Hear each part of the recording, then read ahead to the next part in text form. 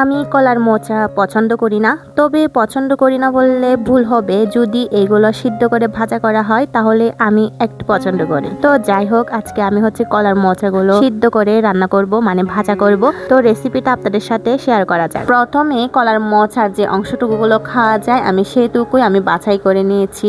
এরপরে পরিষ্কার করে আমি সবগুলো ধুয়ে নিয়েছি। ধোয়ার পরে আমি গ্যাসের চুলায় শুধুমাত্র অল্প পানি দিয়ে সিদ্ধ করে নিচ্ছি। সিদ্ধ করার সময় আমি এখানে শুধু পানি দিয়েছি, এখানে লবণ হলুদ আমি কিছুই দিইনি। আর এই যে আমার সিদ্ধ করা শেষ, এখন আমি এটা উঠিয়ে নিব। এখন আমি ভাজা করব। তো ভাজা করার জন্য আমি একটা পাতিলা উঠিয়ে দিয়েছি। পাতিলার পানি যখন শুকিয়ে আসবে, এখানে আমি পরিমাণ মতো তেল দিয়েছি। তেলটা গরম হয়ে আসলে আমি এখানে পেঁয়াজ কুচি, মরিচ কুচি আর চিংড়ি শুটকি দিয়েছি। আরও দিয়েছি পরিমাণ মতো লবণ, পরিমাণ মতো হলুদ।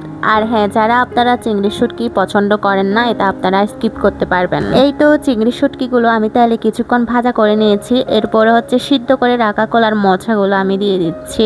এই কলার মোচা ভাজা করা কিন্তু আমার জীবনে এই প্রথম আমি রান্না করছি। আমি জানি না কেমন হবে খেতে, তবে এর আগে আমি অনেকবার কলার মোচা ভাজা খেয়েছি। আর আজকে আমি প্রথম, মানে আমার জীবনে প্রথম আমি কলার মোচা ভাজা রান্না করছি। এই তো কথা বলতে বলতে আমার রান্নাটা প্রায় শেষ হয়ে গিয়েছে। আর আমি কিছুক্ষণ এই পানিটা শুকিয়ে নিব। শুকিয়ে নিলে এই যে কালারটা এরকম আসবে, আর লুকটা এরকম আসবে। খেতে কিন্তু অনেক মজার হয়েছে, যদিও এটা আমার ফার্স্ট টাইম ভাজা করা। এর আগে আমি কোনোদিন রান্না করি নাই। যারা কলার মোচা পছন্দ করেন না, আপনারা চাইলে কিন্তু এরকম ভাজা খেতে পারবেন।